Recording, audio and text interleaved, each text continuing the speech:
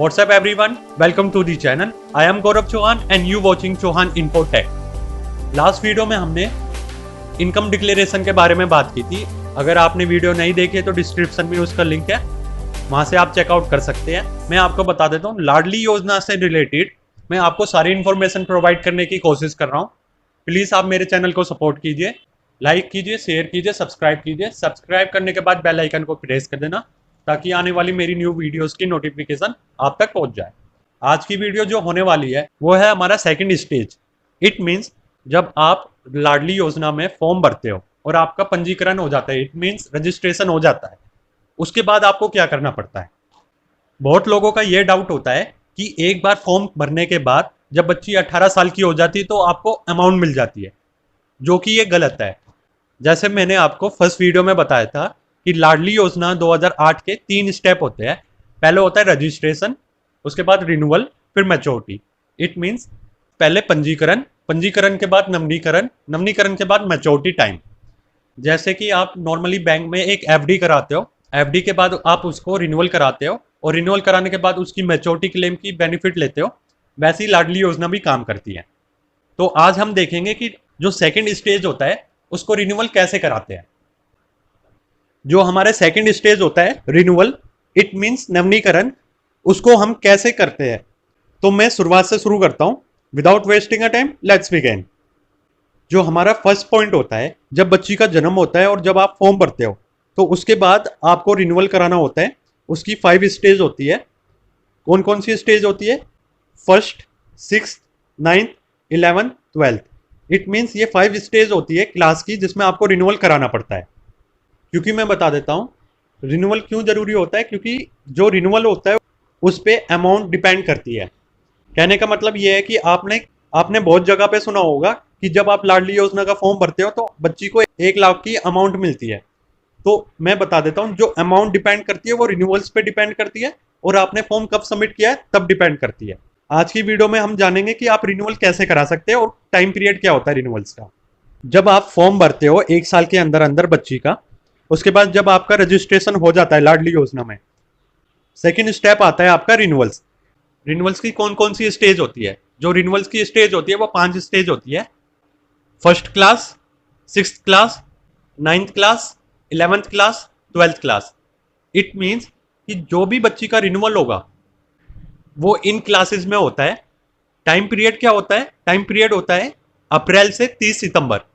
It means जैसे ही बच्ची इन classes में प्रमोट हो जाती है तो आपको पहली, छठी, 9वीं, 11वीं, 12वीं अप्रैल से 30 सितंबर के बीच में रिन्यूअल कराना पड़ता है।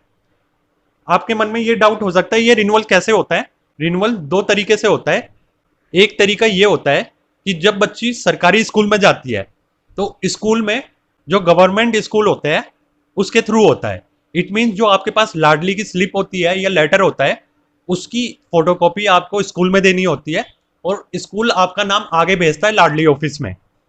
ये पहली स्टेज होती है। ये था हमारा पहली स्टेज कि आप ऐसे रिन्यूअल करा सकते हो। दूसरा, कुछ स्कूल होते हैं जैसे प्राइवेट स्कूल हो गए, तो प्राइवेट स्कूल का रिन्यूअल्स कैसे हो तो मैं बता देता हूँ। जो प्राइवेट स्कूल का रिन्यूअल्स होता है उनको पेरेंट्स को कराना पड़ता है। तो आप ये कह सकते हो कि पेरेंट्स को कैसे कराना पड़ता है। पेरेंट्स को उस डिस्ट्रिक्ट में जाके कराना पड़ता है जहाँ पे बच्ची का एनरोलमेंट हो रखा होता है, जहाँ पे आपने फॉर्म भरा होता है। इट मीन्स जो पेरेंट्स होते हैं वो उस डिस्ट्रिक्ट में जाएंगे अप्रैल से 30 सितंबर के बीच में, मंडे टू फ्राइडे 10 से 1 के बीच में।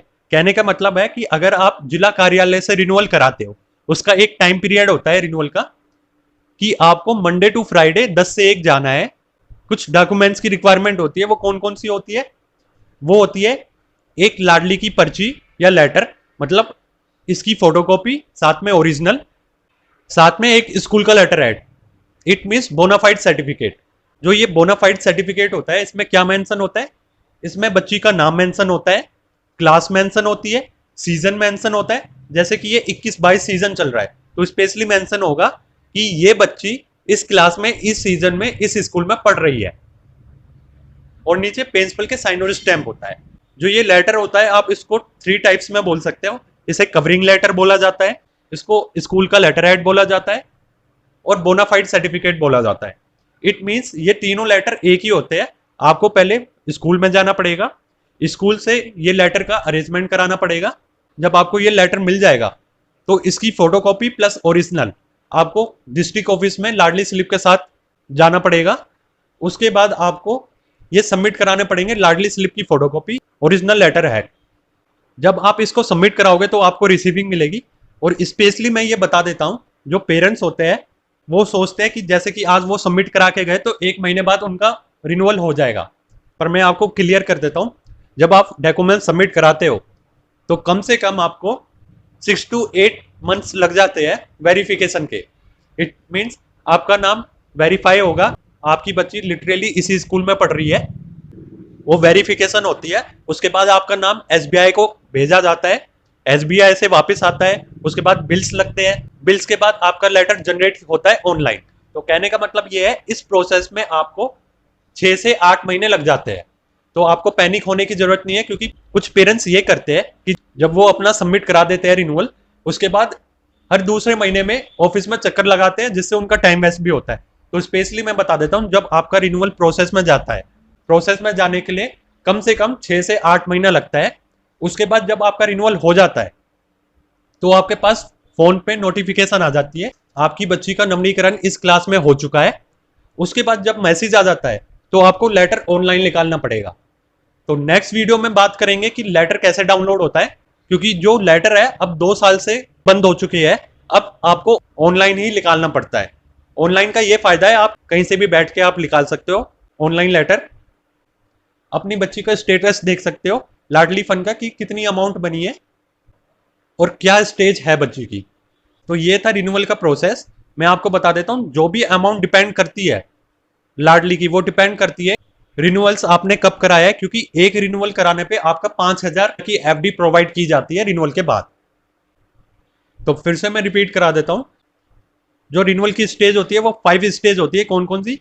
1st, 6th, 9th, 11th, 12th। It means पहली, छठी, 9वीं, 11वीं, 12वीं, इन 5 क्लासेस में बच्ची का रिन्यूअल होता है। रिन्यूअल कैसे होता है? अगर प्राइवेट स्कूल में बच्ची पढ़ती है तो पेरेंट्स के थ्रू होता है, मतलब पेरेंट्स रिन्यूअल कराते हैं डिस्ट्रिक्ट ऑफिस में जाके। टाइम पीरियड क्या होता है? मंडे टू फ्राइडे 10 से 1, अप्रैल से 30 सितंबर के बीच में। अगर बच्ची सरकारी स्कूल में पढ़ती है तो लाडली स्लिप की फोटोकॉपी या लाडली का लेटर, उसकी फोटोकॉपी आप स्कूल में सबमिट करा दीजिए, और जो स्कूल वाले हैं वो आपका प्रोसेस कर देंगे लाडली ऑफिस में नाम। पर मैं बता देता हूं, अगर बाई चांस आपका ऑनलाइन लेटर जनरेट नहीं होता है या आपके पास कोई मैसेज नहीं आता है, तो जैसे कि मैंने बताया कि 6 से 8 महीने लग जाते हैं प्रोसेस में। अगर उसके बाद आपके पास कोई इंटीमेशन नहीं आता है, कोई नोटिफिकेशन नहीं आता है, तो आप जिला कार्यालय में जाके अपनी लाडली योजना की स्कीम का स्टेटस पूछे। क्योंकि मैं बता देता हूं, अगर बच्ची 12वीं पास होती है, इट मीन्स आज तक आपको किसी ने ये नहीं बताया होगा कि अगर बच्ची 12वीं पास हो जाती है, इट मीन्स 12 पास हो जाती है और 18 प्लस की हो जाती है, और बच्ची का 9वीं क्लास तक रिन्यूअल है, इट मीन्स 11th क्लास तक रिन्यूअल नहीं है, तो आपको अमाउंट नहीं मिलेगी, आप एलिजिबल नहीं होगे। कहने का मतलब यह है कि आपको लाडली का क्लेम लेने के लिए आपको कम से कम 11th क्लास तक रिन्यूअल कराना पड़ेगा, और 10th क्लास तक बच्ची रेगुलर से दिल्ली से पास होनी चाहिए, तभी आपको बेनिफिट मिलेगा। ये कुछ इंपॉर्टेंट बात है कि मैच्योरिटी क्लेम कैसे आप ले सकते हो और कितना आपको अमाउंट मिलेगा, ये नेक्स्ट वीडियो में बात करेंगे। आज की वीडियो में रिन्यूअल्स के बारे में था। आपको इन 5 क्लासेस में रिन्यूअल कराना पड़ता है, पहली, छठी, 9वीं, 11वीं, 12वीं में। टाइम पीरियड क्या होता है? अप्रैल से 30 सितंबर के बीच में। और अगर आपको ऑफिस में जाके, मतलब डिस्ट्रिक्ट ऑफिस में रिन्यूअल कराना है, तो क्या डॉक्यूमेंट्स की रिक्वायरमेंट होती है?